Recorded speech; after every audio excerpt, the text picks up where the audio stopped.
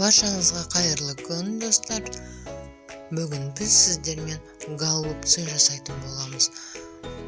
Голубцымыз жыртылмай, әдемі, жұмсақ, күшті шыққан. Видеоның соңына дейін қарап, тіркеліп лайк басуды ұмытпаңыздар.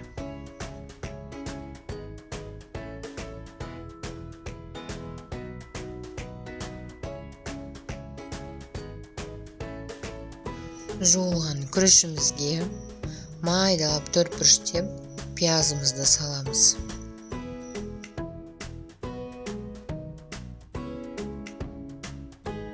Оның үстінен дайын фаршымызды саламыз. Еті турап салсаңыздар да болады, бірақ мен фарш қостым бұл жолы. Тұз, борож, бүкіл специялар, қандай специя бар, сонымен салсаңыз да болады.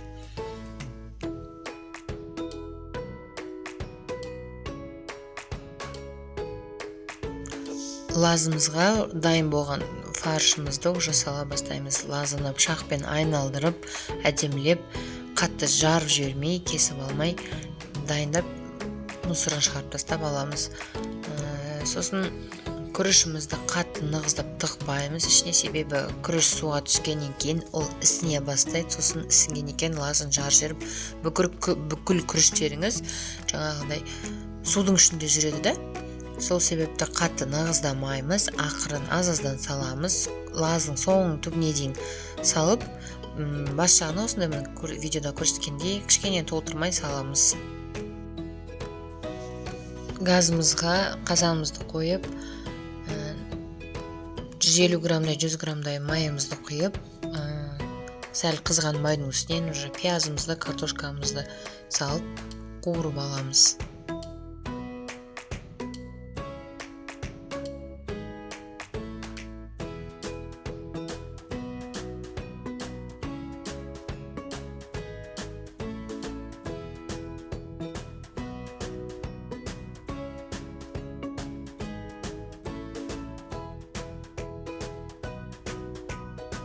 Қуырылған картошканың үстінен бір қасық томат салып, үстінен 1 литрдей су құямыз.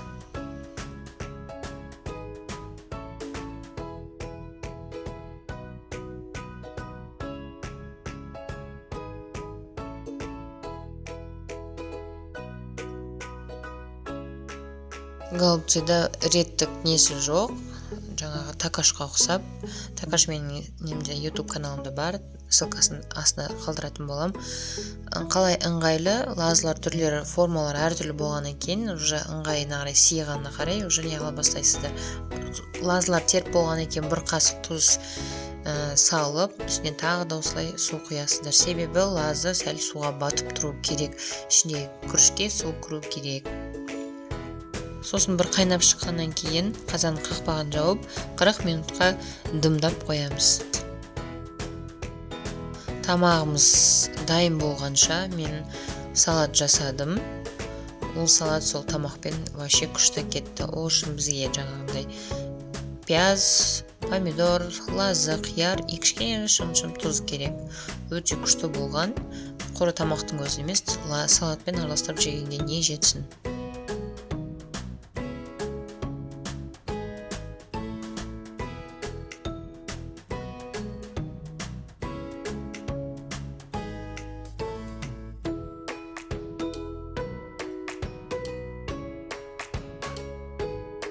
Видеода көргендеріңізде жарылмай күшті пісті. Сіздер де жасап көріңіздер, ас болсын. Тіркеліп лайк басуды ұмытпаңыздар.